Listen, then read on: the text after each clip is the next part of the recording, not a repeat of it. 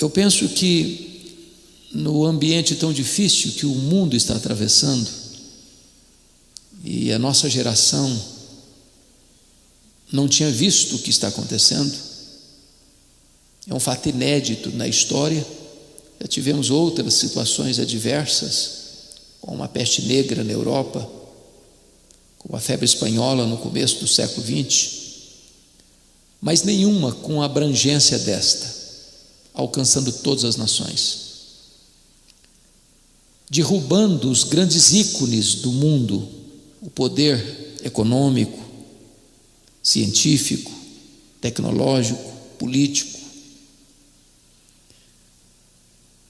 A pessoa que tem a autoridade mais elevada no país não é menos vulnerável do que o cidadão mais simples da região mais distante da nação. Isso prova que o homem é frágil, que nenhum palácio blinda um ser humano numa crise desta. E nessa conjuntura, irmãos, eu penso que a maior necessidade minha, sua, como líder, como crente, talvez como pastor, é de uma restauração da nossa própria vida. A vida do líder é a vida da sua liderança. Deus está mais interessado em quem nós somos do que no que nós fazemos. Vida com Deus precede trabalho para Deus. Você leva algumas horas para preparar um sermão, e Deus leva décadas para preparar uma vida. Então eu queria ler com vocês um texto que vocês conhecem bem, mas que trata da restauração. É o Salmo 126. Obra de Deus, necessidade da igreja. Veja comigo, Salmo 126. Quando o Senhor restaurou a sorte de Sião, ficamos como quem sonha. Então a nossa boca se encheu de riso, a nossa língua de júbilo. E então entre as nações se dizia: grandes coisas o Senhor tem feito por eles. Com efeito, grandes coisas fez o Senhor por nós, por isso estamos alegres. Restaura, Senhor, a nossa sorte, como as torrentes do Neguebe. Os que com lágrimas semeiam, com júbilo ceifarão. Quem sai andando e chorando enquanto semeia, voltará com júbilo trazendo os seus feixes. Todos vocês sabem que este salmo é um salmo pós-cativeiro babilônico. E para você entender o que o salmista está descrevendo aqui, é necessário retornar no tempo e no espaço e compreender com mais clareza o que foi a queda da cidade de Jerusalém. Vocês se lembram que quando Ezequias estava no governo, no reino do sul, as 10 tribos do norte foram levadas pela Síria. Mas os anos se passaram, isso foi no ano 722. O reino do sul, das 2 tribos, Benjamim e Judá, alternava entre homens piedosos e homens maus no governo. Mas a situação foi entrando em decadência progressiva, e Jerusalém não pôde mais resistir. 606, Nabucodonosor cerca a cidade. Não logrou êxito. Veio um segundo cerco. 596, também não conseguiu derrubar Jerusalém. Entretanto, em 586 a.C., a cidade de Jerusalém foi atacada, destruída, arruinada. O belíssimo e majestoso templo de Salomão foi queimado a fogo e completamente arruinado. Crianças, jovens, velhos, passados ao fio da espada impiedosamente. E diz Jeremias no livro de Lamentações que mais felizes foram aqueles que morreram à espada do que aqueles que morreram de fome dentro dos muros da cidade, porque o cerco foi longo, não tinha provisão. A situação foi tão terrível que as mães comiam os corpos de seus filhos que morriam.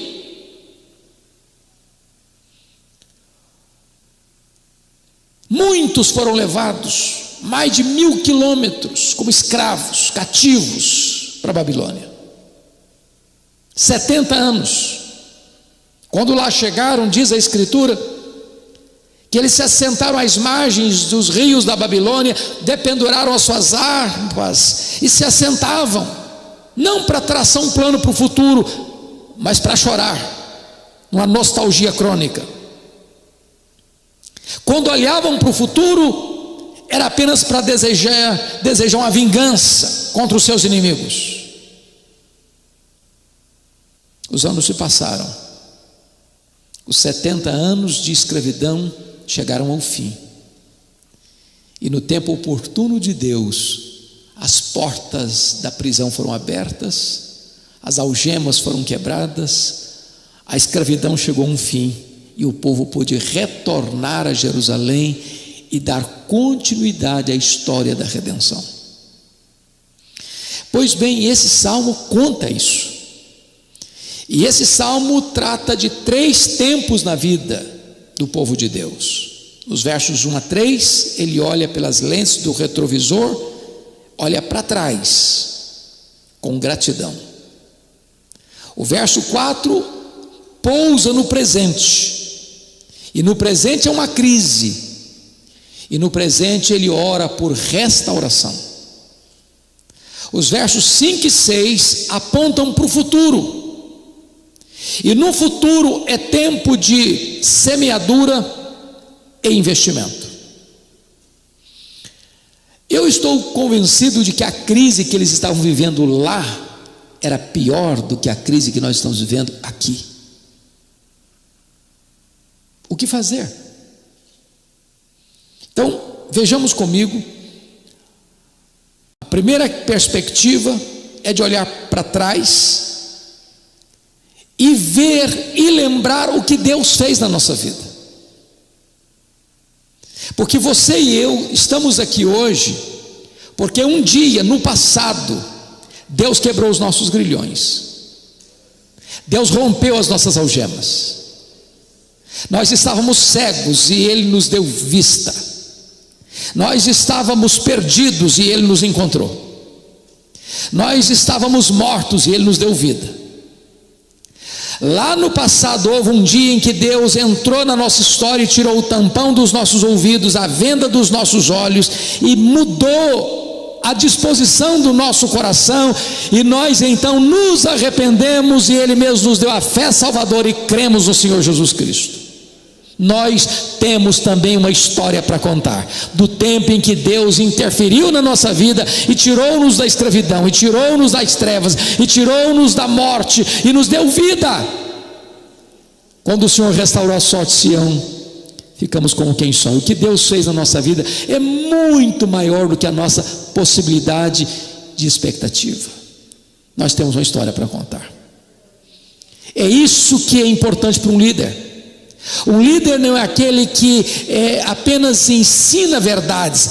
O líder é aquele que tem uma história de vida para contar. Deus mudou a minha vida, Deus transformou a minha história.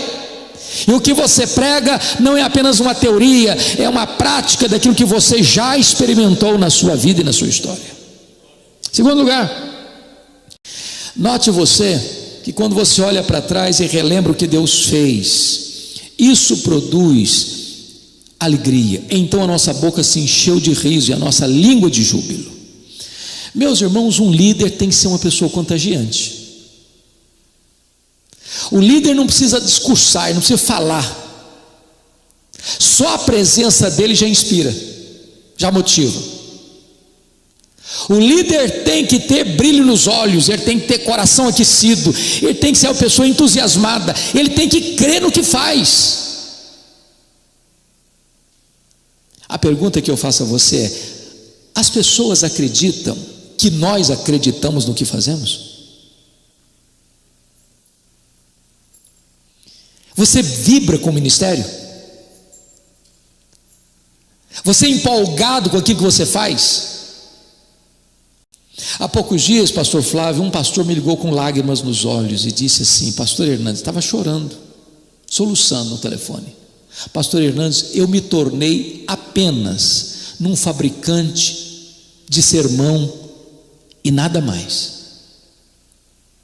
Deixa eu dizer algo para você: não tem nada mais perigoso para um líder do que se acostumar com o sagrado. Você lida com o sagrado,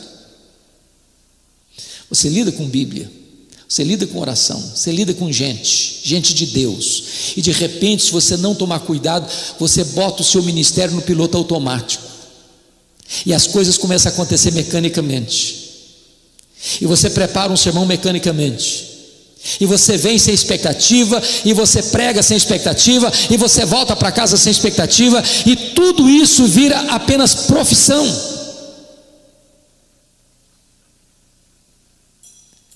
É necessário que o seu coração comece a palpitar de novo.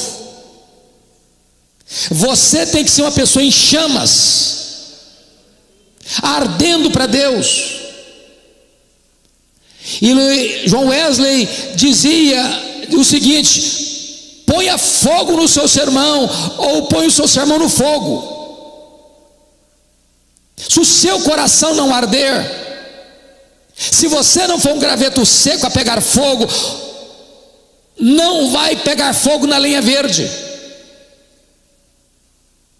Esta alegria precisa ser contagiante, e a Bíblia diz que a alegria do Senhor é a nossa força. Estamos vivendo uma pandemia, é verdade, mas a alegria de Deus precisa ser maior do que a angústia dessa pandemia. Meus irmãos, as estatísticas estão provando o seguinte: quem não está morrendo de Covid está ficando doente emocionalmente. Cresce a ansiedade, cresce a síndrome de pânico, cresce a depressão, cresce a violência doméstica, cresce o índice de suicídio, cresce a questão da bebida alcoólica no Brasil, e as pessoas estão desesperadas. Mas você tem uma alegria que não é da terra, é do céu, é a alegria de Deus, e essa alegria precisa contagiar as pessoas nesse tempo de crise.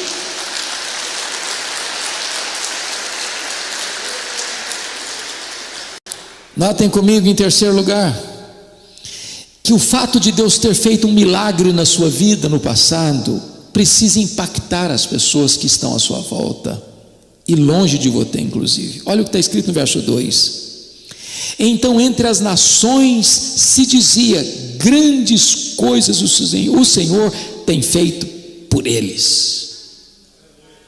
Que coisa preciosa! Os nossos vizinhos precisam olhar para nós e: olha, esse cara é diferente, essa mulher é diferente. O mundo está em crise, ele está em Cristo.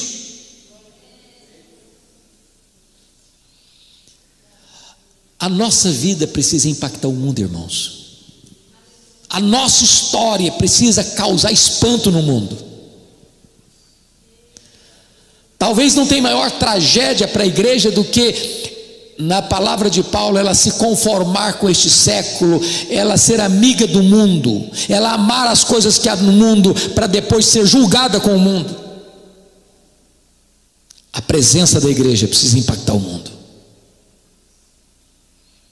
Mas em quarto lugar, o que Deus fez na nossa vida precisa ser motivo de constante reconhecimento da bondade de Deus. Olha o verso 3 comigo, por gentileza. Com efeito, grandes coisas fez o Senhor por nós, por isso estamos alegres. Meus irmãos, tem crente murmurando, tem crente de crista baixa, tem crente que parece que ele nem tem um nome escrito no livro da vida. Meu amado irmão, você e eu cremos numa mesma verdade: Deus está no trono e o Cordeiro está com o livro da história nas mãos. Você e eu cremos nessa verdade. Se vivemos para o Senhor, vivemos. Se morremos para o Senhor, morremos. Quer pois vivamos, quer pois morramos, nós somos do Senhor. Você e eu acreditamos nisso. Nem a morte, nem a vida, nem anjos, nem principados, nem poderes, nem altura, nem profundidade, nem qualquer outra criatura poderá nos separar do amor de Deus que está em Cristo Jesus, nosso Senhor. Então é hora de nós termos esta força da graça, não humana, divina, para nós impactarmos este mundo que está perdido, confuso, perplexo, desesperado.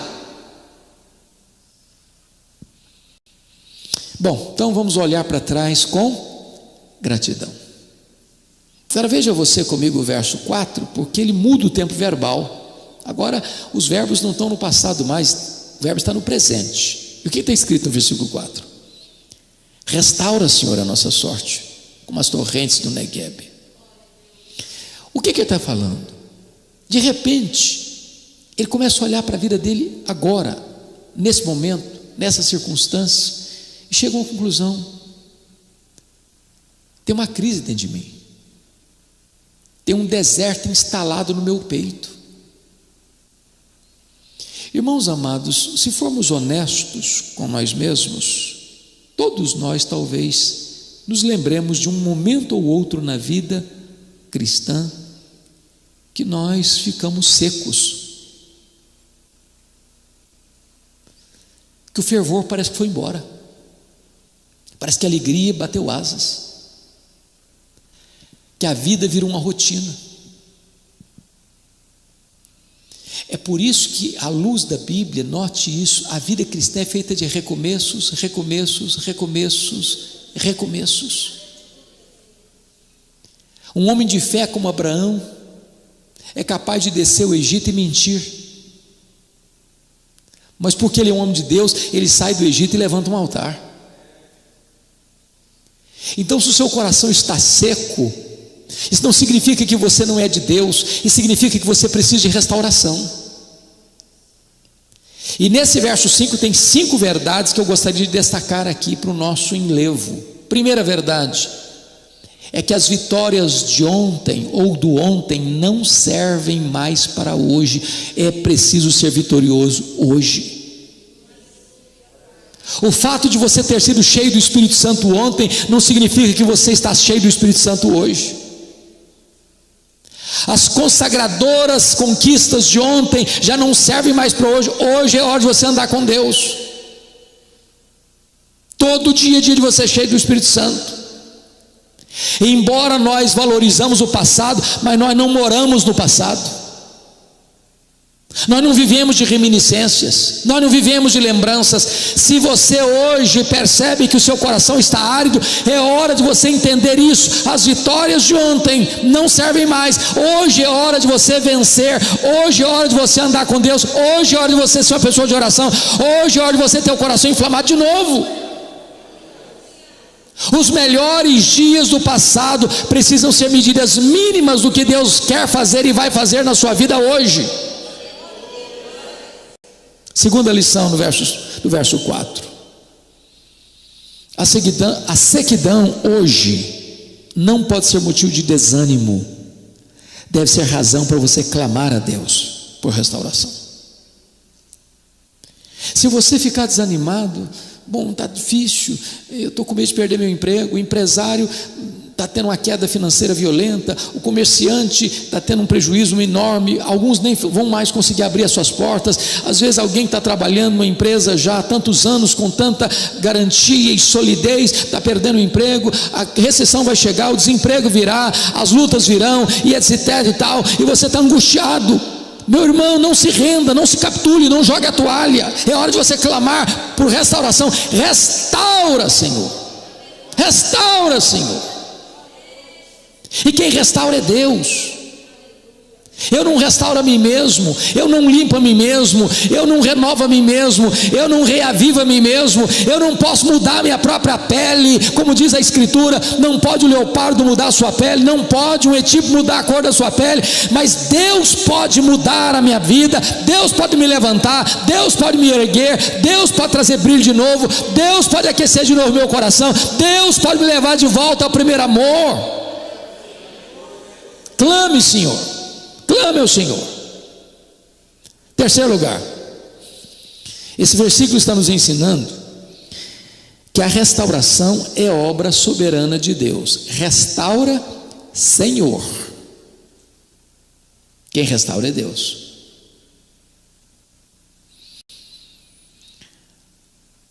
Quem dá ânimo novo é Deus. Quem tira essa sequidão do peito, da alma, é Deus. Quem unge a cabeça com óleo é Deus. Quem traz brilho nos olhos é Deus. O salmista não tem dúvida disso. Não é uma questão de autoajuda, não é uma questão de meditação transcendental, não é uma questão de confissão positiva, não é uma questão de você fabricar a sua própria restauração, não é uma questão de performance teatral. É o entendimento que só Deus pode restaurar. Restaura, Senhor. Quarta verdade desse texto: a restauração é fruto de oração. Restaura, Senhor, a nossa sorte. Irmãos, a igreja historicamente nunca foi abatida, nem mesmo fragilizada com as crises. A igreja de Deus sempre cresceu nas crises, sempre. Porque a crise tem, via de regra, esse componente. Ela mostra a nossa fraqueza e nos põe de joelhos. E você nunca é tão forte como quando está de joelhos. Porque a oração é a arma mais poderosa que Deus deu ao crente. Porque a oração une a fraqueza humana à onipotência divina. A oração une o altar da terra com o trono do céu. Quando você ora, você aciona o braço daquele que governa o mundo. É tempo da igreja orar. Restaura, Senhor, a nossa sorte, como as torrentes do Negueb. Os grandes avivamentos vieram em tempos de crise, como fruto de oração. E a nossa esperança, irmãos, é que a igreja de Deus saia mais fortalecida dessa pandemia. Uma igreja mais humilde, mais quebrantada, mais dependente de Deus, menos confiante dos poderes deste mundo, porque eles são insuficientes. Bastou um pequeno vírus para parar o mundo. Bastou um pequeno vírus para mudar a agenda da história, das nações. O poder do braço da carne é fraco demais. Ninguém pode resistir ao Todo-Poderoso. Mas quando a igreja ora, ela está se unindo ao Todo-Poderoso Deus. Então a igreja precisa orar e dizer: restaura, Senhor, a nossa sorte. Mas em quinto lugar, podemos aprender, olhando para o presente, para esse versículo 4, tirando uma quinta lição: a restauração é um milagre extraordinário de Deus. Veja o verso 4 como ele termina: restaura, Senhor, a nossa sorte como as torrentes do Negueb. Todos vocês devem saber que o Negueb é o maior deserto da Judéia. A região sul de Israel, que é a Judéia, é praticamente toda deserta. Mas não é aquele deserto plano, de areias finas como trigo. É um deserto de montanhas altaneiras, rochedos, pedregulhos, vales profundos, região inóspita. Mas quando você caminha pela Judéia, pelos montes empinados aos céus, você vê um fenômeno muito curioso da natureza. Você vai andando, viajando, e você percebe que é uma espécie de uma vala, um rego, por onde passou água, como se fosse um rio seco. E já vi esse fenômeno acontecer, de repente você está viajando em período mais invernal.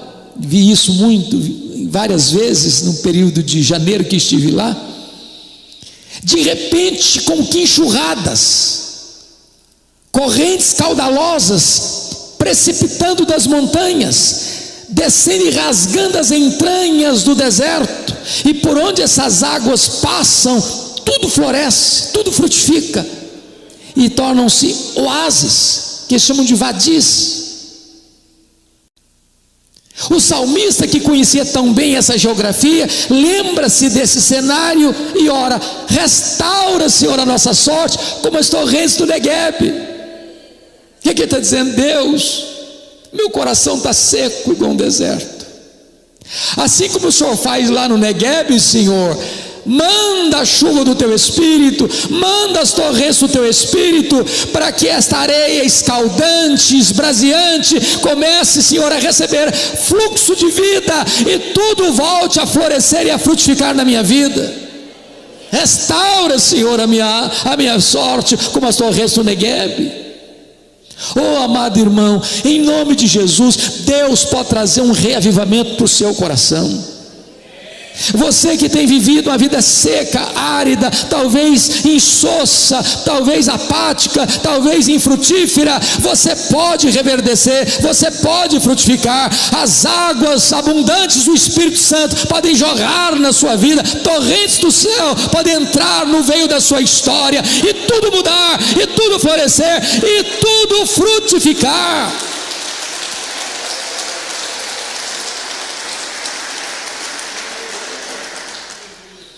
Olhando para o passado com gratidão, olhando para o presente com oração, clamando restauração. Mas agora, note comigo, em último lugar, que ao descrever os versos 5 e 6, a perspectiva não é nem de passado nem de presente, mas de futuro. E nós vivemos nessa dinâmica de tempo passado, presente e futuro. Quando ele pensa no futuro, a primeira coisa que ele pensa é em investimento e trabalho. Os que com lágrimas semeiam, com júbilo ceifarão. Irmãos amados, prestem bem atenção nisso. Há igrejas que crescem e há igrejas que não crescem. E há igrejas que minguam e morrem. Não morre a igreja dos primogênitos, não morre a igreja daqueles cujos nomes estão escritos no livro da vida, mas igrejas locais morrem. Foi o que Jesus disse: se você não se arrepender, eu virei e removerei teu candeeiro. Você vai lá visitar as 7 igrejas do Apocalipse, estão todas mortas. Você faz uma peregrinação pela Europa e você vê igrejas mortas. Você faz uma peregrinação para os Estados Unidos e Canadá e você vê dead churches, igrejas mortas.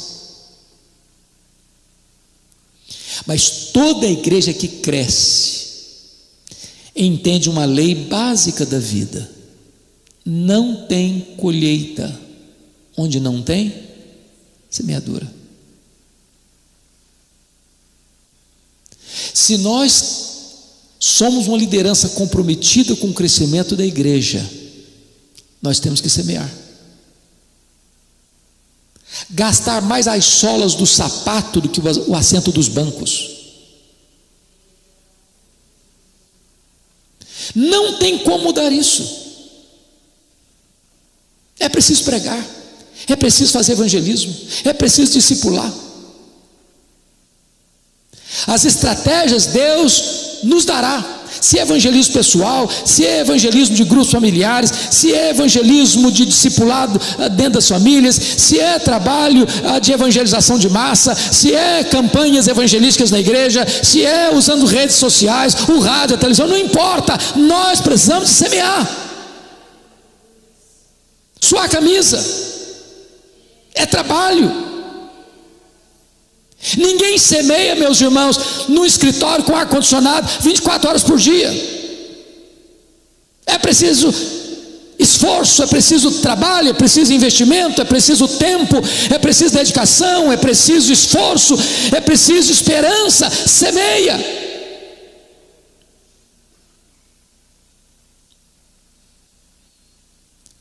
Nós estamos vivendo uma época no Brasil onde muitas vezes a formação teológica dos pastores e líderes tem muito a ver com academia e muito pouco com o coração. Tratamos demais da cabeça e talvez pouco demais do coração. Damos muita informação, mas não plantamos paixão.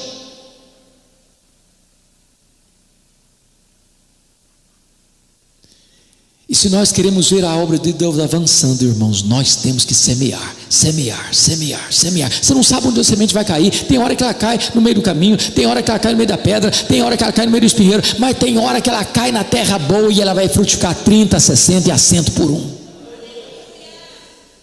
Então comece, irmão, a planejar para você ser mais ousado, para pregar, para ensinar, para evangelizar, ou seja de casa em casa, ou seja em grupos familiares, ou seja no seu condomínio. Faça alguma coisa, pense alguma coisa, tenha criatividade, pense em como Deus pode usar a sua vida nesta área do ensino e da pregação, porque a palavra de Deus é viva, a palavra de Deus é poderosa, ela não volta vazia, ela vai trazer seus frutos.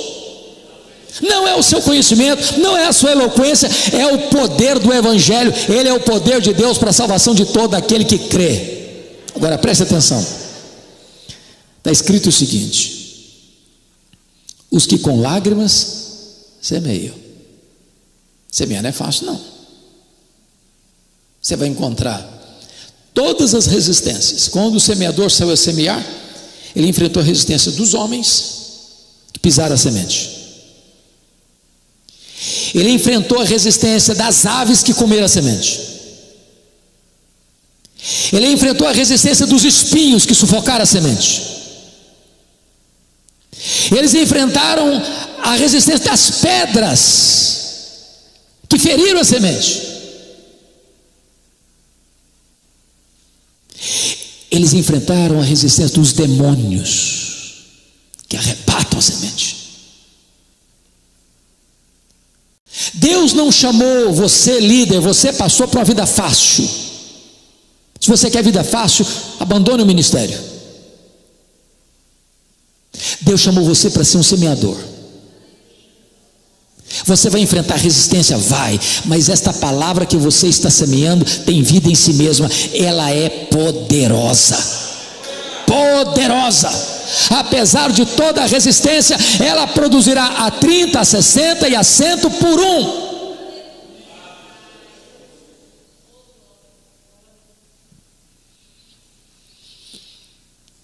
Mas notem comigo mais. Versículo 6. Quem sai andando e chorando enquanto semeia. Note-se você que semear não é um programa. Quinta-feira à noite é o dia de evangelismo. Não, isso é programação.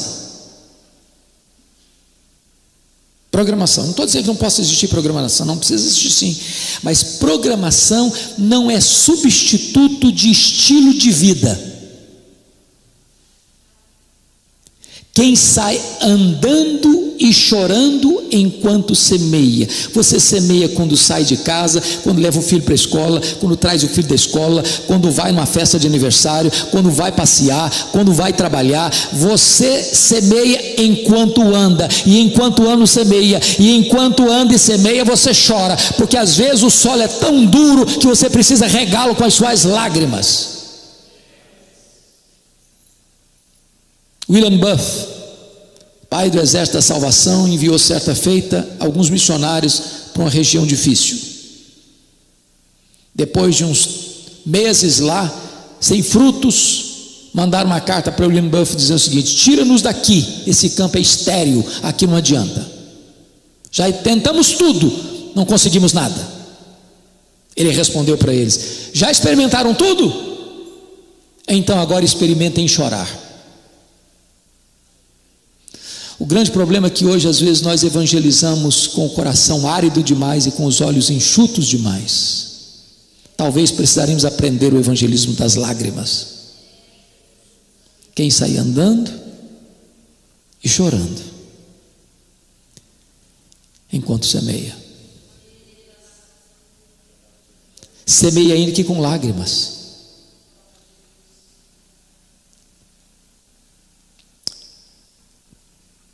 Nós estamos vivendo um tempo difícil, irmãos. O mundo está vivendo um tempo de preocupação, de uma perseguição. Tem irmãos nossos que, enquanto nós estamos aqui, estão emparedados, presos, torturados, sendo mortos pela sua fé. Enquanto nós estamos reunidos aqui, tem irmãos nossos que precisam se reunir escondidos e cantar bem baixinho, para ninguém lá fora escutar, para não serem denunciados e presos.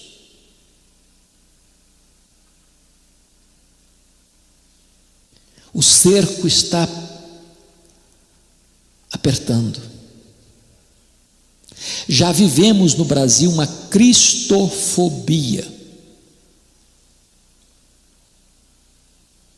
E nós precisamos nos preparar para semear, se preciso, com lágrimas, mas nunca encolher as mãos de semear.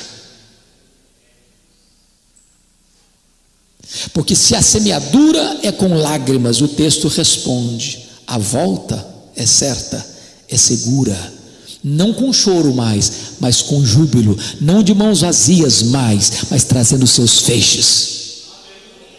Nós, irmãos, estamos lidando com a causa vitoriosa. Não há fracasso na causa de Deus, não há fracasso. Deus não conhece fracasso, Deus não conhece derrota. Se você sair em nome de Deus para fazer a obra de Deus, para semear a palavra de Deus, na força e no poder de Deus, não haverá fracasso.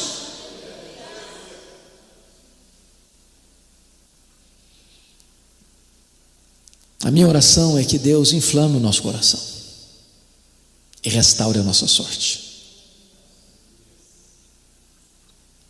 A liderança é o espelho da igreja. Um espelho não precisa gritar, ele demonstra. Que as ovelhas olhem para nós, mirem em nós e sejam profundamente desafiadas a andarem com Deus. Que nós tenhamos ousadia de dizer como Paulo: sede meus imitadores, como eu sou de Cristo. Restaura, Senhor, a nossa sorte.